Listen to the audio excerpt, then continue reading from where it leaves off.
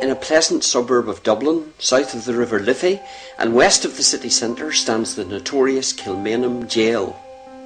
This building played an important part in Irish history, as many leaders of Irish rebellions were imprisoned and some were executed by the British before the partition of Ireland, and after 1923 by the Irish Free State itself. Nowadays it is a popular government-sponsored museum, but when it was built in 1796, offenders were not committed there primarily for correction, nor were there opportunities to study for diplomas and degrees. No, they went there to be punished, often for relatively minor misdemeanours, in conditions that were incredibly harsh. At first, prisoners were not segregated, and both sexes, including children, were held up to 5 in a small cell, with only a single candle for lighting that had to last 2 weeks. When first built, plentiful hangings in public took place at the front of the jail. However, from the 1820s, the number diminished markedly. A small hanging cell was built in the jail in 1891. In 1893, 4 prisoners were executed here, and this video records the final hours of one of them, a murderer by the name of James Reilly. The motive for his crime was purely and simply greed. Southwest of the port of Dunleary and in the foothills of the Dublin mountains is the Stepaside area, these days the location of a beautiful golf course. It was here that Reilly, though he denied it, was believed to have battered to death with an iron bar a Mr. Cox, an insurance agent, in order to relieve him of the money he was carrying. Cox must have suffered terribly, in that during the final assault his jaw was smashed and his skull was broken open. Reilly was arrested, tried and convicted of the heinous crime, and on Saturday the 2nd of September 1893 paid the ultimate penalty in Kilmainham Gaol at the hands of the hangman Thomas Henry Scott, who hailed from Huddersfield, Yorkshire. Scott would have used the long drop method of hanging, much of the research of which actually took place in Ireland. This process, also known as the measured drop, replaced the standard drop in which everyone fell the same standard distance. With the long drop method, the person's height and weight were used to determine, referring to Home Office guidance tables, how far the condemned person would fall before the noose broke his neck, thus avoiding slow strangulation at one extreme and decapitation at the other. Whether you are for or against the death penalty, the details of the process of execution by hanging are indeed sobering. This is an account of the execution of James Reilly, as published in the Freeman's Journal on the 4th of September 1893. On Saturday morning, the execution of James Reilly for the murder of Bernard Cox at Stepaside on May 30th took place in Kilmainham Prison. The scene within the prison was of a most heartrending character, and one that has made a lasting impression on the minds of those compelled to witness it. The prisoner was all the morning in a state of utter collapse.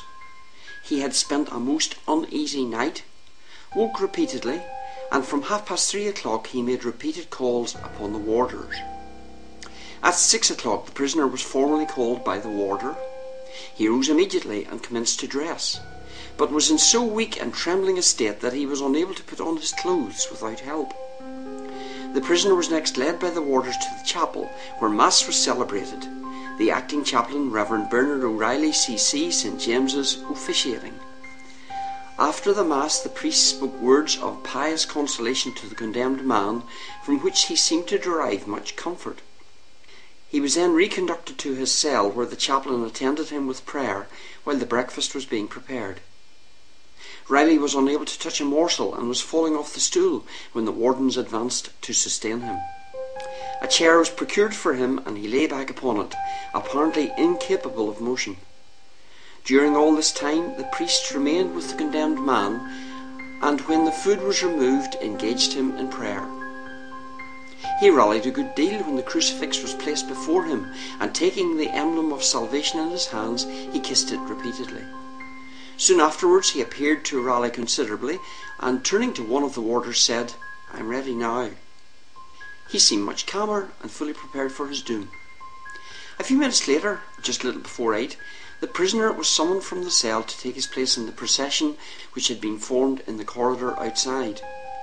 2 warders came first, after whom were to march the prisoner with the chaplains.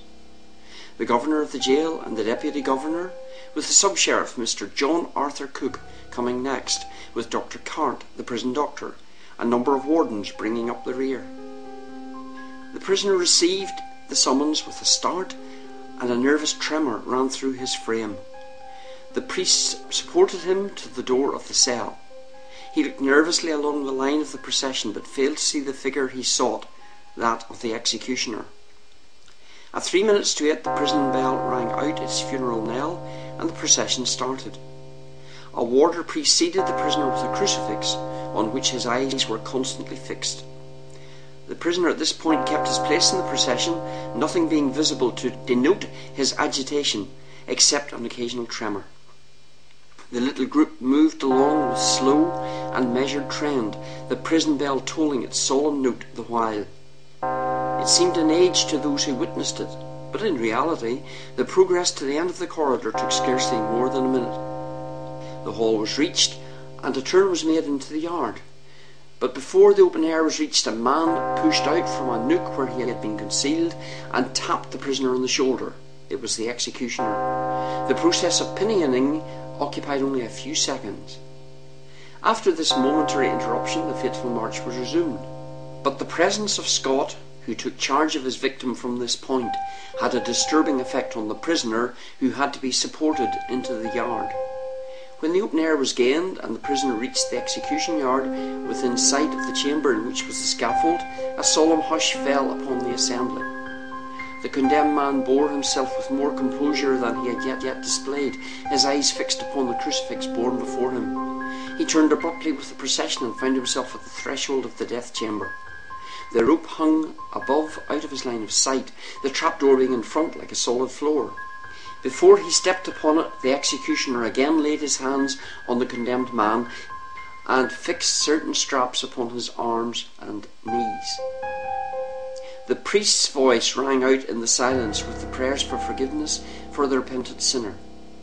As the prisoner was led a step forward and placed upon the trapdoor, the executioner placed a white cap or cloth over his head and face, which shut out from his eyes the last glimpse of this world.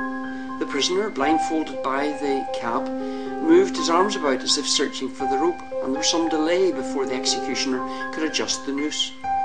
This delayed the drawing of the bolt still longer, and it was 10 minutes after the hour when the sentence of the law was completed. At last the rope was adjusted. Reilly was once more engaged in prayer when suddenly, at a tap from the hangman, the priest stepped back. The executioner moved a lever which drew a well-oiled bolt. The apparatus worked without a jar. The trapdoors fell aside, and without a sound to convey to James Reilly what was happening, before he even realised that the noose encircled his neck, he was hurled to death. The body disappeared from the view of the spectators, the rope was strained, and again loosed as the body rebounded and once more became taut, with a slight back and forward swing. In a moment the doctor was down in that darkened cellar of death, his hand upon the left wrist of the body. He pronounced life extinct. Death was instantaneous. For many minutes the corpse swung slowly at the end of the rope, then the motion ceased. After an hour had elapsed, the executioner again returned to perform the last rite of his grim function. He cut the rope and lifted the corpse in his arms while he removed the head cap, which had concealed from the eyes of the condemned those adjustments of rope and trap which preceded the fatal plunge. 2 warders then took charge of the body and removed it to the mortuary, there to await the inspection of the coroner and his jury.